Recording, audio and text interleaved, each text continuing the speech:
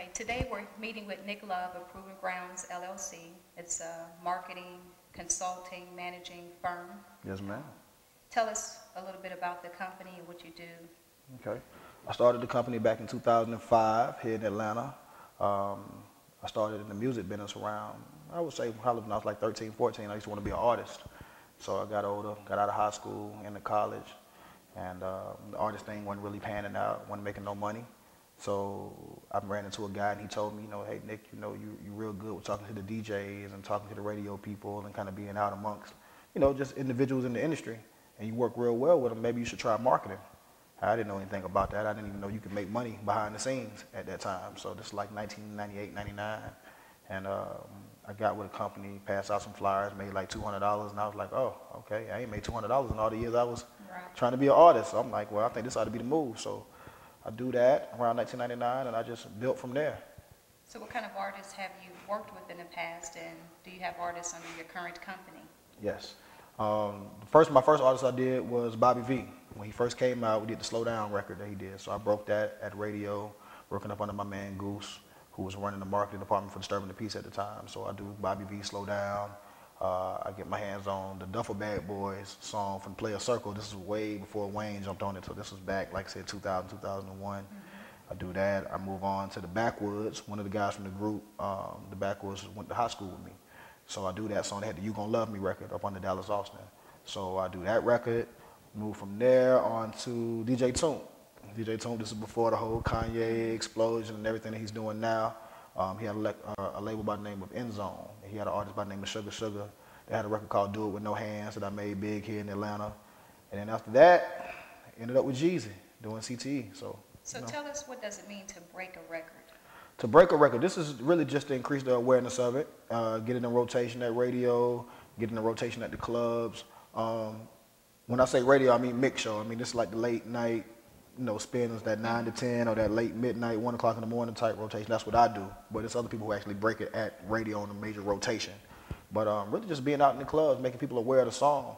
A lot of times people have great records, but they don't have a team behind them to really expose it to the masses. So you have to have somebody that's willing to go to the club at 3 o'clock in the morning and bother a DJ, or go early at 9, 10 before the club even open and buying drinks and sitting people down. It's really a relationship game. So with me, I was able to just bond with a lot of DJs and people that was in positions where I could get these songs placed. But behind the scenes, I love because you can make money and you can still go to the mall and still go out and people not even know who you are. Like I travel amongst a crowd of people that if I don't deal directly with you, you may not know me. Okay. The DJs know me. That's who I care that knows me. The DJs, the radio people, the club owners. So people will see me walk through the VIP line at a club and just be like, okay, I ain't never seen him in no video. Right. I don't know who he is, but he's running in all these different circles.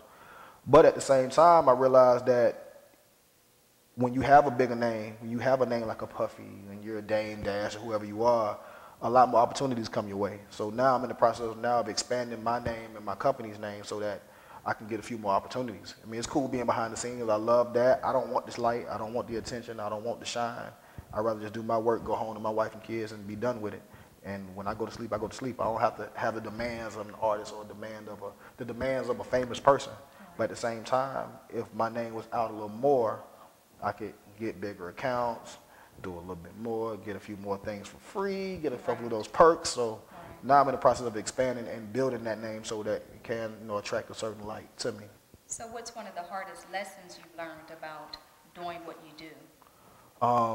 Dealing with egos. Like when you're dealing with the music industry, there are a lot of egos in place. There are a lot of personalities in place, and there are a lot of things that you have to learn how to say and not say. Like me, I've always been a candid person, and I talk to you the same way I would talk to my friend at the barbershop or my partner at my house or my wife. So it's like I have the same type of conversation every day. I'm the same person from the time I wake up to the time I go to sleep.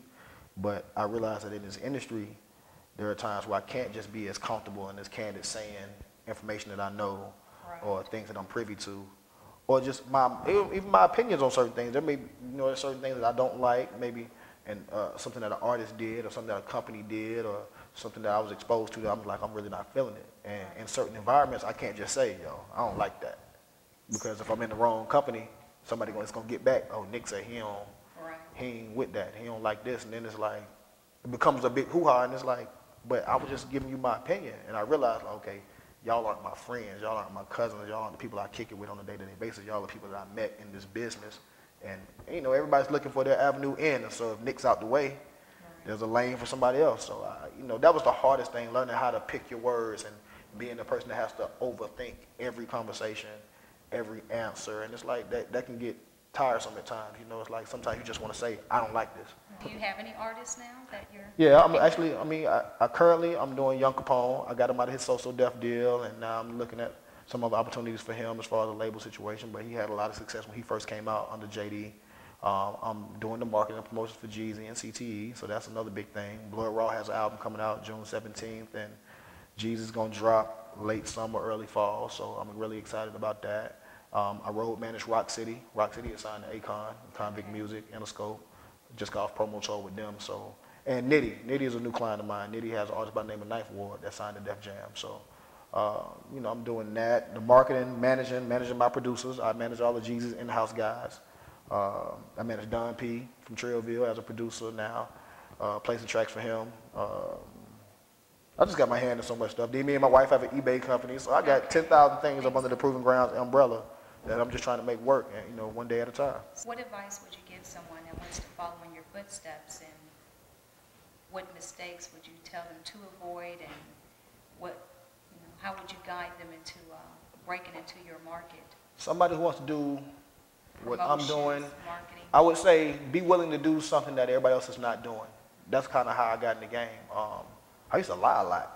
I was a big liar. I used to call people and be like, hey, this is Nick Love from Love and Associates Law Firm. And I used to get people's phone numbers and addresses, all kind of stuff. I used to call labels and, you know, be like, yeah, you know, I ask for an A&R, get them on the phone and say, yeah, you know, I met you at this party, blah, blah. And, you know, people in the industry never act like they forgot somebody. So they're like, yeah, I know you. Right. So be willing to do what the next person won't do, because nobody's going to give you an opportunity. The doors are not just going to automatically open just because you're you.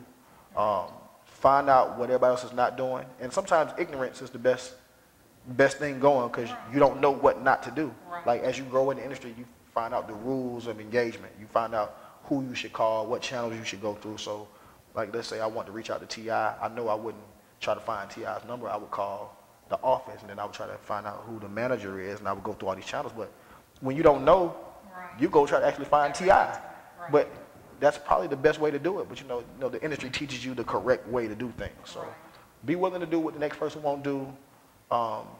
Just move, just go forward. Sometimes you'll run into a wall and you'll learn, but if you just keep moving, something will happen. I find myself just being in the city of Atlanta sometimes, because I live outside the city. But I'll just come inside town just to be around. And every now and then, I'll fall into something. Just a meeting on the fluke, an interview on the fluke, end up in a good business relationship just because I was out at the right restaurant at the right time. And just be creative. Like I said, be creative. Things won't just come to you just because, like I said, just because you're you. So you're going to have to do some things kind of out of the ordinary. Throw an event just because. Throw an event because you want to meet people, not because you necessarily want to have a big party, but just, just do it. I remember one time I went around to people talking about, yeah, I'm in school and I got a class report and I'm interviewing like business people in the music industry. Mm-hmm. And I ended up meeting AG. That's how I met AG. That's how I met Biddy. That's how I met Hannah from Grand Hustle.